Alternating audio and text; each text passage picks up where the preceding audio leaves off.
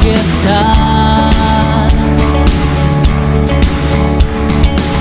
Conmueve el mundo con su estruendo y nos asombra con maravillas. El Rey de gloria, el Rey de majestad.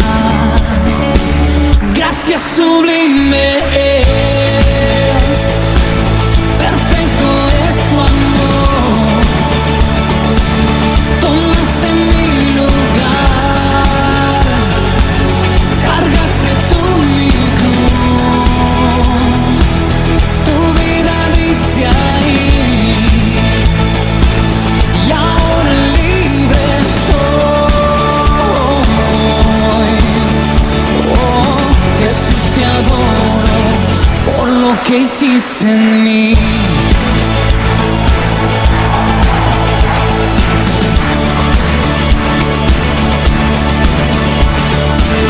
Pusiste en orden todo el caos, nos adoptaste como tus hijos. El Rey de gloria, el Rey de majestad.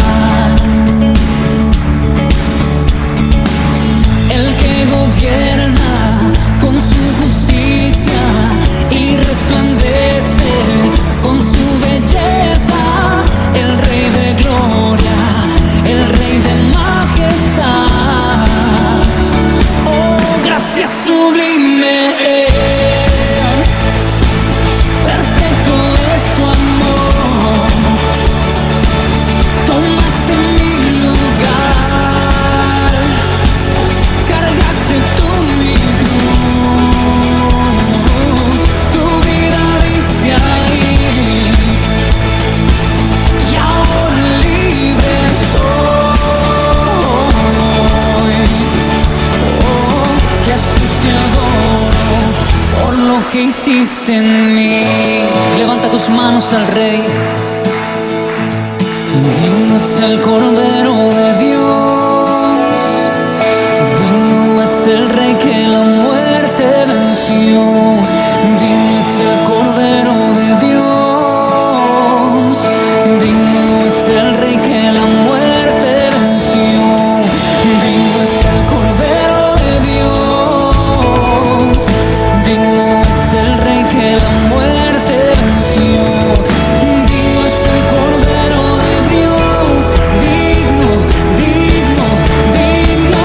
Oh, gracias sublime es, perfecto es tu amor. Tomaste mi lugar, cargaste tú mi cruz, tu vida diste ahí, y ahora libre soy. Oh, Jesús, te adoro por lo que hiciste en mí. Oh, oh, oh, gracias sublime es.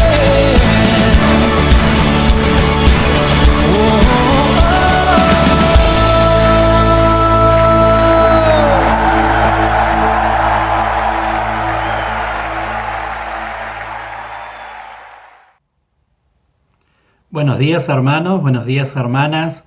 Saludo a toda la familia de la fe en este día. Este es el día que hizo el Señor para bendecirnos, para hablar a nuestro corazón a través de su palabra. Deseo de todo corazón que una vez más, en este momento o tiempo que vamos a compartir la palabra, Dios pueda encontrar corazones dispuestos a recibir lo que Él tiene preparado. En esta semana estaba meditando y pensando un poco acerca de lo que significan las preocupaciones en la vida de las personas. Y la realidad, hermano, es que encontramos a personas que de manera continua se encuentran en un estado de preocupación. ¿Y qué significa preocupación? Justamente significa un estado de falta de calma, de inquietud o temor producido ante una situación difícil o un problema. El tema es que hay personas, como le decía, que permanecen en un estado de preocupación, de falta de tranquilidad o de calma interior, a tal punto que termina afectando su salud. Es por eso que yo meditaba y pensaba acerca de las preocupaciones y me preguntaba, ¿Jesucristo se preocupaba por algo? ¿Usted qué piensa? ¿Jesucristo se preocupaba por algo? Cuando nosotros tenemos en cuenta lo que significa la preocupación, que es la falta de calma, Jesucristo es paz. No puede haber inquietud o falta de calma. Cuando pensaba en otra parte de la definición de la preocupación, que es temor, producido ante una situación difícil, ¿hay algo difícil para Dios? Es por eso que llegaba a la simple conclusión de que Jesucristo no se preocupaba, en todo caso se ocupaba. Y en esa ocupación Él manifestaba interés. Esto es lo que comenzó a captar mi atención. Cómo Jesucristo manifestaba interés por cuestiones específicas. Y cuando nosotros definimos interés, y usted lo busca en el diccionario, va a encontrar que se define de la siguiente manera: actitud de la persona que siente deseo de dirigir su atención hacia algo o alguien que lo atrae o le inspira. Y cuando yo leía la definición de interés, yo podía darme cuenta de que Dios no se preocupaba, sino que se ocupaba con interés. Así que le invito a que usted pueda ver un momento determinado en el ministerio de Jesús, donde Él deja de manifiesto cuáles son sus intereses, qué es lo que a Él realmente le interesa, y que nosotros podamos seguir su ejemplo, que nosotros como discípulos de Jesucristo podamos seguir sus pisadas. Le invito a que abra su Biblia en el libro de Juan, capítulo 4, del 27 al 41. Voy a estar leyendo la versión Nueva Traducción Viviente. Y dice así: justo en ese momento volvieron sus discípulos. Se sorprendieron al ver que Jesús hablaba con una mujer, pero ninguno se atrevió a preguntarle: ¿qué quieres de ella? ¿O por qué le hablas? La mujer dejó su cántaro junto al pozo y volvió corriendo a la aldea mientras le decía a todos: vengan a ver a un hombre que me dijo todo lo que he hecho en mi vida. ¿No será este el Mesías? Así que la gente salió de la aldea para verlo. Mientras tanto, los discípulos le insistían a Jesús: Rabí, come algo. Jesús les respondió: yo tengo una clase de alimento que ustedes no conocen. ¿Le habrá traído a alguien de comer mientras nosotros no estábamos?, se preguntaban los discípulos unos a otros. Entonces Jesús explicó: mi alimento consiste en hacer la voluntad de Dios, quien me envió, y en terminar su obra. Ustedes conocen el dicho: hay 4 meses entre la siembra y la cosecha. Yo les digo: despierten, miren a su alrededor. Los campos ya están listos para la cosecha. A los segadores se les paga un buen salario, y los frutos que cosechan son personas que pasan a tener la vida eterna. Qué alegría les espera tanto al que siembra como al que cosecha. Ya saben el dicho: uno siembra y otro cosecha. Y es cierto. Yo los envié a ustedes a cosechar donde no sembraron. Otros ya habían hecho el trabajo y ahora a ustedes les toca levantar la cosecha. Muchos samaritanos de esa aldea creyeron en Jesús porque la mujer había dicho: Él me dijo todo lo que hice en mi vida. Cuando salieron a verlo, le rogaron que se quedara en la aldea. Así que Jesús se quedó 2 días, tiempo suficiente para que muchos más escucharan su mensaje y creyeran. La palabra de Dios me enseña que a Jesucristo realmente le interesaban algunas cuestiones de las cuales se ocupaba, no se preocupaba, sino que les brindaba la atención que merecían. Y cuando meditaba en este pasaje, es un pasaje muy conocido de la mujer samaritana, el encuentro de Jesús con la mujer samaritana, yo podía ver cómo deja de manifiesto cuáles son los intereses de Jesús. Y si hay algo que a Jesús no le interesa, porque a veces descartando lo negativo podemos concentrarnos en lo positivo, lo que a Jesús realmente no le interesaba era lo que pudiera decir la gente. Sabe que pasar por Samaria no era una coincidencia, era plan de Dios. Esa era una región que por su historia tenía una población mixta. El pueblo de Dios había recibido instrucciones específicas de no mezclarse con otras naciones y mantener su pureza. En Deuteronomios capítulo 7, versículos 3 y 4 encontramos lo siguiente. Tampoco te unirás en matrimonio con ninguna de esas naciones. No darás tus hijas o tus hijos, ni tomarás sus hijas para tus hijos, porque ellas los apartarán del Señor y los harán servir a otros dioses. Entonces la ira del Señor se encenderá contra ti y te destruirá de inmediato. Como le decía, el pueblo había recibido instrucciones precisas con respecto al mantener una pureza como pueblo especial o pueblo escogido. ¿Por qué estaba esta prohibición? Porque si ellos justamente se mezclaban, iban seguramente a caer en la idolatría de los pueblos con los cuales se comenzaban a mezclar.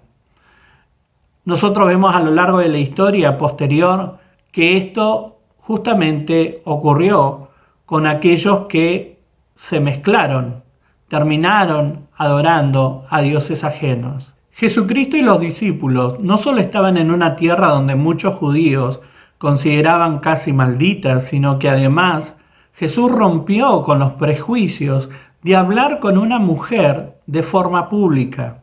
Podríamos decir que él rompió con los parámetros establecidos dentro de una sociedad sumamente estructurada. A él no le importaba lo que pudieran opinar de él.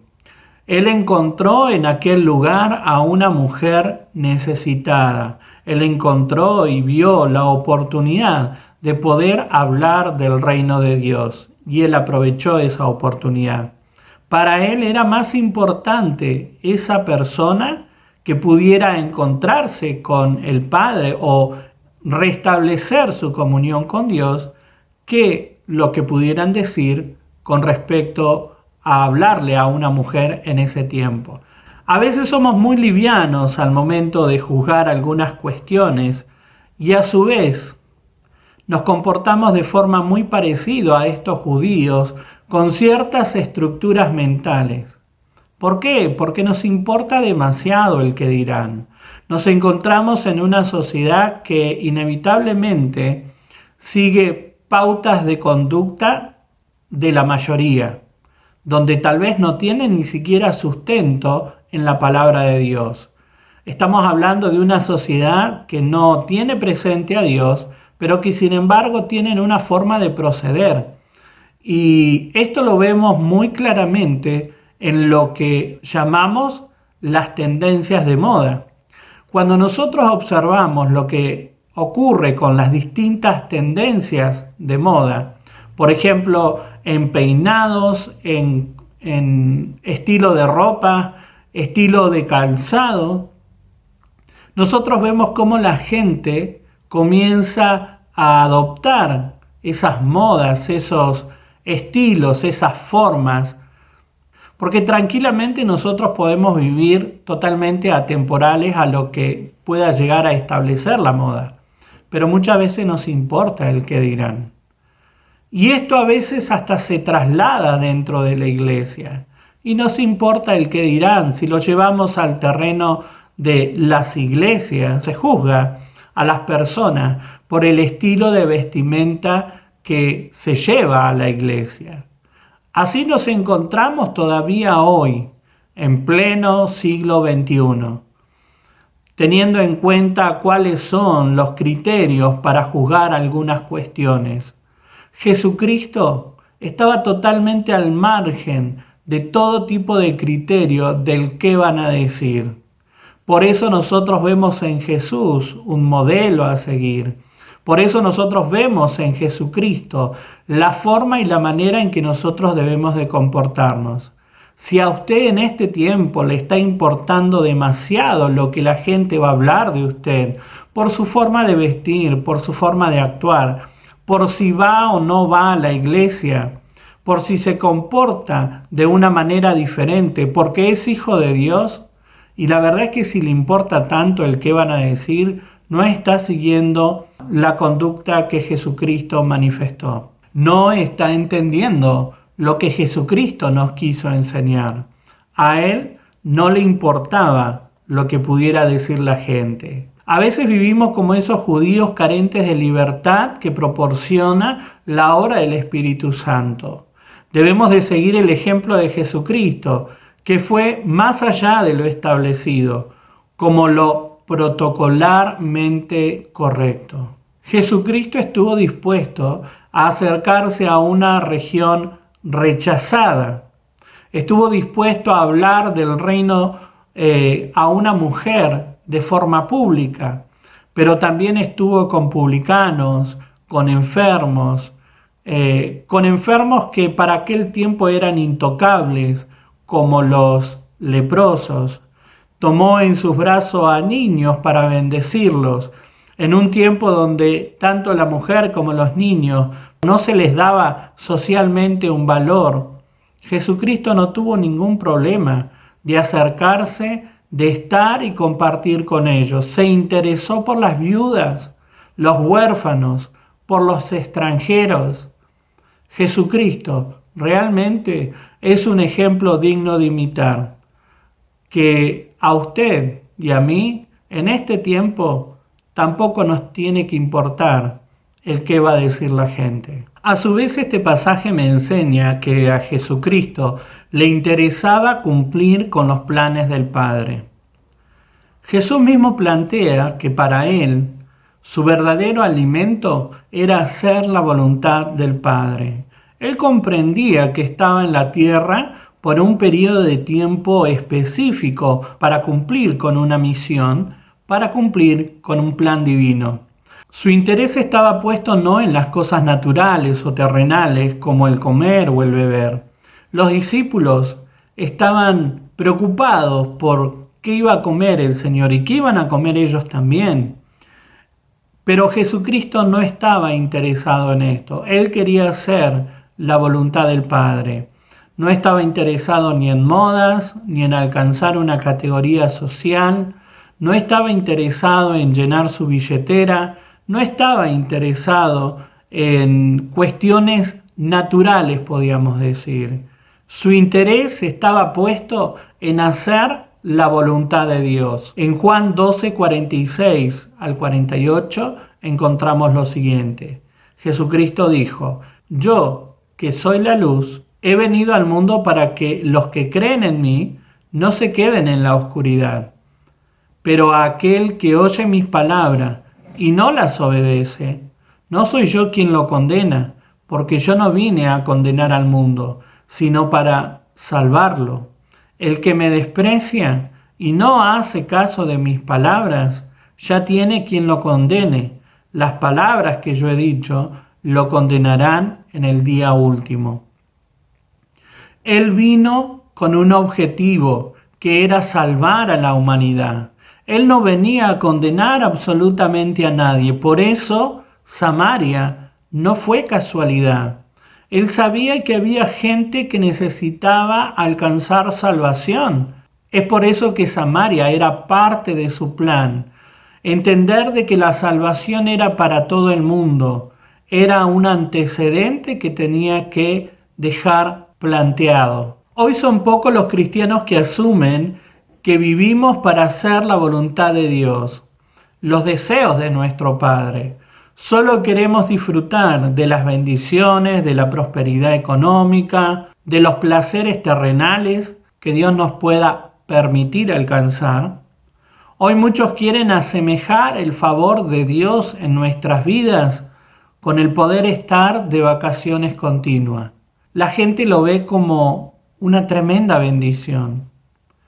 Y está bien que cada uno pueda disfrutar de lo que tiene, pero ¿es el objetivo de Dios bendecirnos para que nosotros vivamos de vacaciones? ¿O será que Dios nos permite tener alguna soltura para que le podamos servir con intensidad, para que podamos preocuparnos de los planes y propósitos que Él tiene para esta región, para esta ciudad, para que podamos alcanzar a las almas? ¿Cuántas samaritanas, cuántas viudas, cuántos niños que hoy están necesitando que alguien les hable de Jesucristo? La verdad, hermanos, cuán lejos estamos a veces de hacer la voluntad de Dios. Los planes de Dios también necesitamos comprender que tienen un tiempo. A veces pensamos que porque Dios es bueno, como que Dios nos va a esperar toda la vida para que nosotros cumplamos con los planes que Él tiene establecido en nuestras vidas. Y la realidad, hermano, es que los planes de Dios tienen su tiempo. Jesucristo manifestó que entendía que su tiempo era limitado y que Él trabajaba de manera continua y se ocupaba con mucho interés en hacer la voluntad de Dios. Jesús dijo: ustedes conocen el dicho, hay 4 meses entre la siembra y la cosecha. Pero yo les digo, y qué tremenda esta declaración, despierten y miren a su alrededor, los campos ya están listos para la cosecha. Es tiempo de despertar a hacer la voluntad de Dios en los tiempos establecidos por Él. Así como Eclesiastés nos enseña que hay un tiempo para todo, es importante que nosotros comprendamos que este es el tiempo de hacer la voluntad de Dios en nuestras vidas. Ahí tiene que estar todo nuestro esfuerzo, ahí tiene que estar puesto todo nuestro interés, más cuando vemos que ese día se acerca. Juan capítulo 9, versículo 4 y 5 dice: mientras es de día, tenemos que hacer el trabajo del que me envió, pues viene la noche cuando nadie puede trabajar. Mientras estoy en este mundo, yo soy la luz del mundo.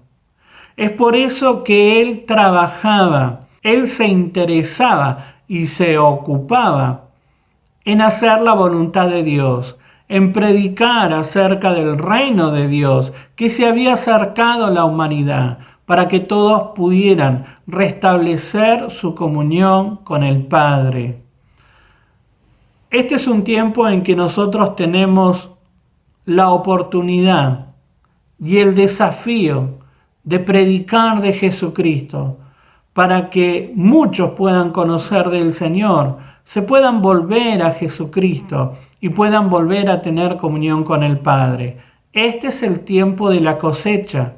Por eso usted y yo estamos siendo desafiados, más allá de lo que nos toca vivir, que seamos parte de los planes de Dios, que podamos hacer la voluntad de Dios, que es participar de la cosecha de almas. En este tiempo, ¿usted se está atreviendo a ser parte de los que están en la cosecha? ¿O están tomando tiempo para sus cuestiones personales? Que no está mal. Pero cuando yo reconozco que Él pagó el precio de mi salvación, ¿será que yo no puedo separar un mínimo de tiempo para servirle a Él? Para involucrarme en los planes y propósitos que Él ha establecido para que otros puedan conocer de Jesucristo. ¿Será que hoy nosotros no podemos entregarnos por completo al hacer la voluntad del Padre? Recuerde que los planes de Dios tienen un tiempo establecido, y si yo no me involucro y si yo no soy parte, voy a perder ese tiempo y esa oportunidad. Muchas veces he escuchado acerca de no tener tiempo para poder hacer algo para el Señor, pero yo creo que tenemos que saber aprovechar las oportunidades que Dios nos da. Y tal vez usted diga, sí, pastor, usted que tiene todo el tiempo libre, usted puede hacer y cumplir con los planes de Dios, porque usted también fue llamado por el Señor. Y es verdad de que he sido llamado y yo quiero responder a ese llamado. Pero ¿sabe una cosa? Cuando Jesucristo nos trajo a salvación y a vida eterna, había planes establecidos. Hay una voluntad específica de Dios sobre su vida que usted tiene que cumplir. Por eso yo le animo a que usted siga buscando al Señor y pueda entender que este es el tiempo de involucrarnos, de ser parte de la cosecha para cumplir con los planes y los propósitos de Dios.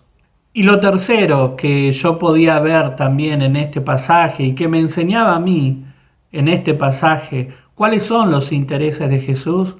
A Jesús le interesa la cosecha de almas para el reino. A veces no podemos ver más allá de nuestros propios problemas o necesidades personales.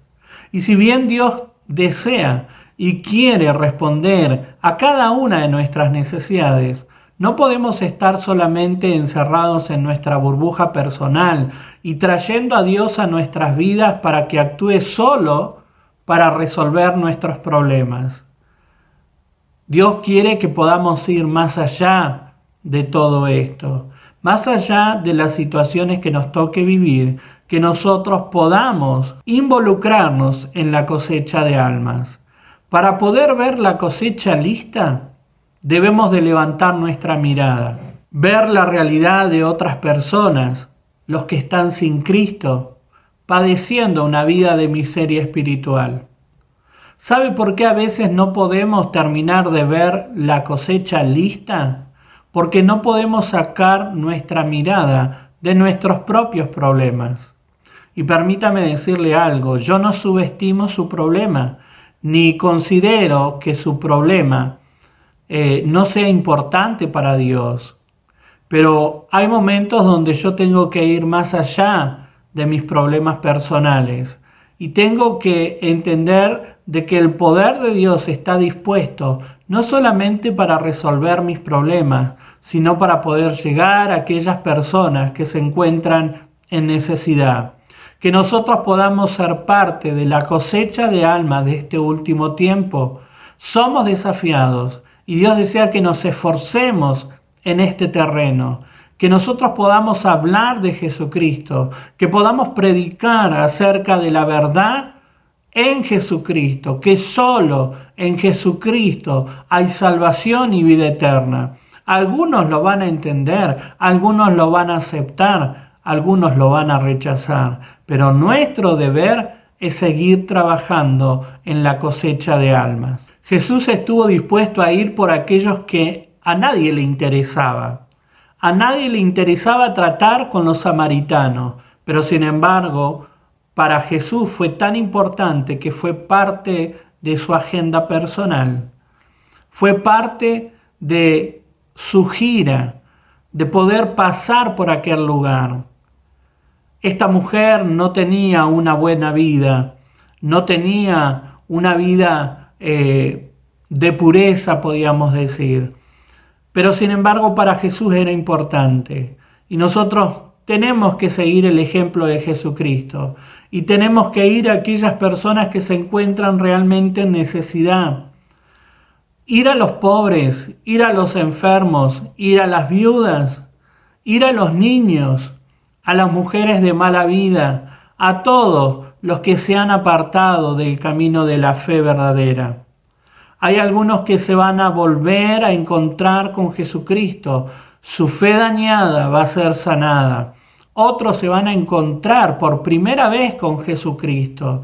Pero para esto tiene que haber una iglesia dispuesta a involucrarse en la tarea, en el trabajo de la cosecha de almas. Y usted y yo estamos siendo desafiados a esto. Jesús dijo: yo los envié a ustedes a cosechar donde no sembraron. Otros ya habían hecho el trabajo y ahora a ustedes les toca levantar la cosecha. Hermano, usted y yo estamos siendo invitados por el Señor, estamos siendo llamados por el Señor a cosechar donde nosotros no hemos sembrado. Hay una cosecha de almas que nos está esperando y Dios dice, yo la he preparado para ustedes. Por eso como iglesia tenemos que esforzarnos en este tiempo, esforzarnos e ir más allá de nuestros propios problemas personales y predicar de Jesucristo. Si queremos ser una iglesia que sigue creciendo, que sigue extendiéndose, que sigue avanzando para la gloria y honra de Jesucristo, tenemos que involucrarnos en la cosecha de almas. El Señor nos está diciendo, hay una cosecha preparada y lista.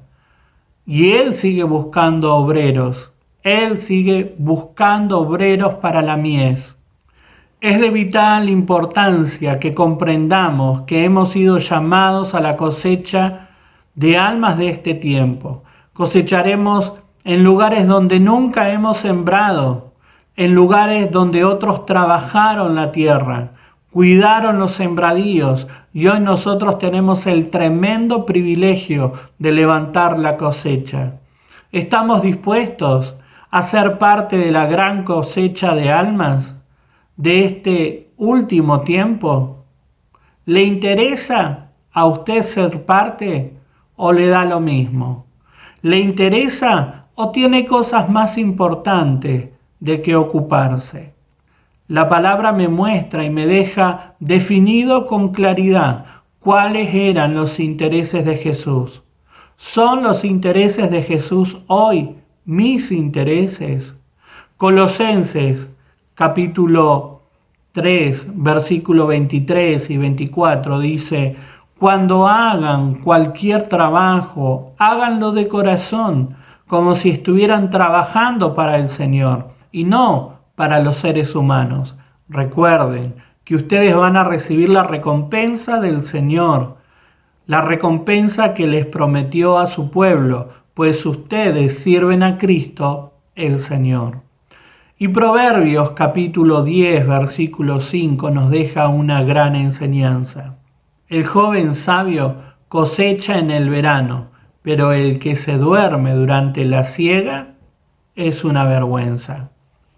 No solo debemos comprender que debemos de disponernos a trabajar en la cosecha de almas, sino que además hay un tiempo estipulado para hacerlo. De lo contrario, seremos una vergüenza para nuestro Padre Celestial.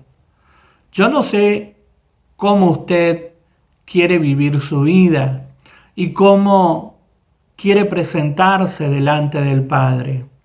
El día que Él me llame, yo quiero presentarme y que Él pueda sentir orgullo porque me comporté como Jesucristo se comportó, porque me interesaron en esta vida natural lo mismo que le interesó a Jesús, ser parte de la cosecha de almas.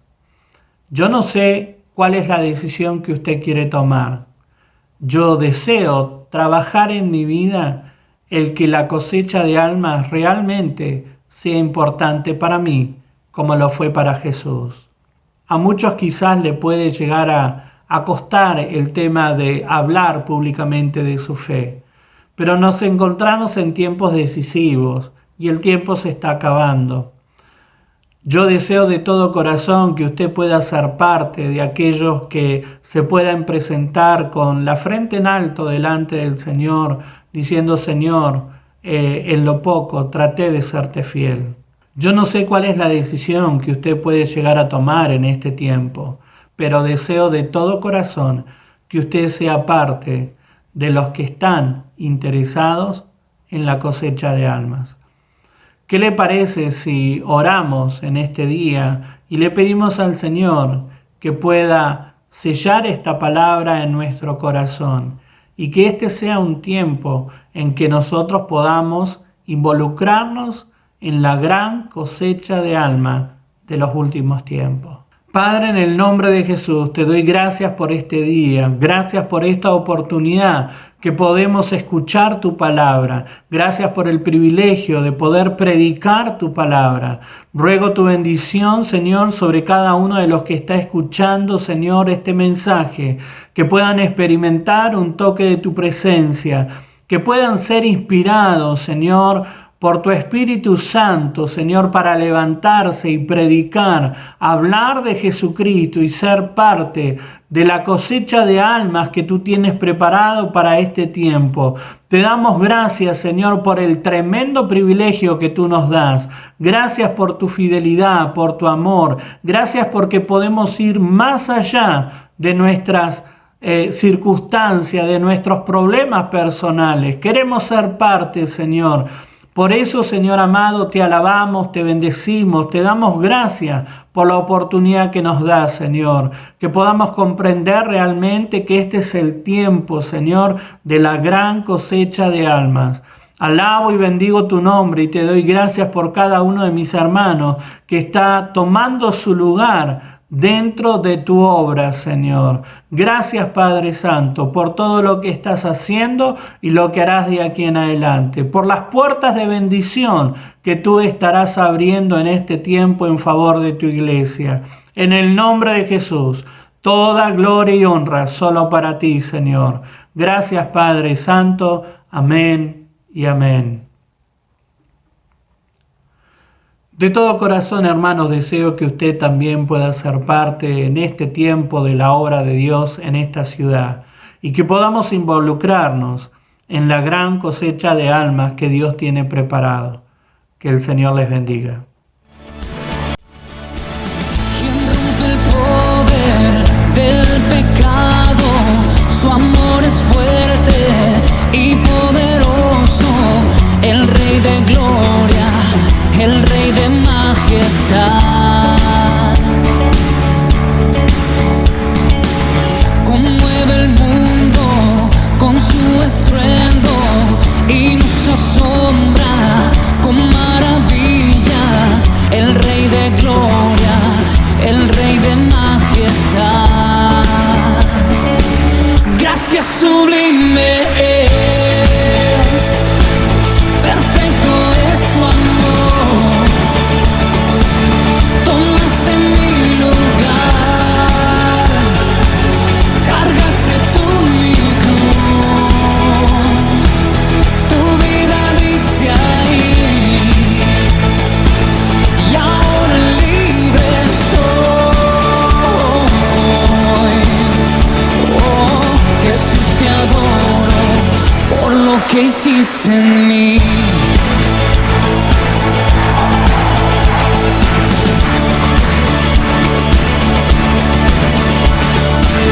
Pusiste en orden todo el caos, nos adoptaste como tus hijos, el Rey de gloria, el Rey de majestad.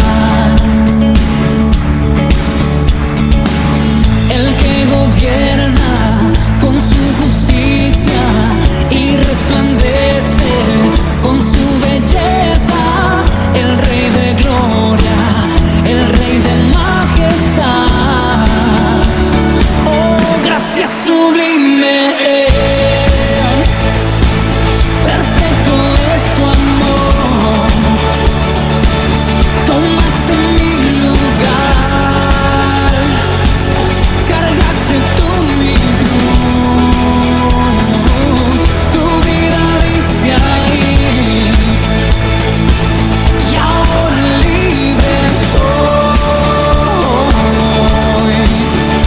Oh, Jesús, te adoro por lo que hiciste en mí. Levanta tus manos al Rey. Digno es el Cordero de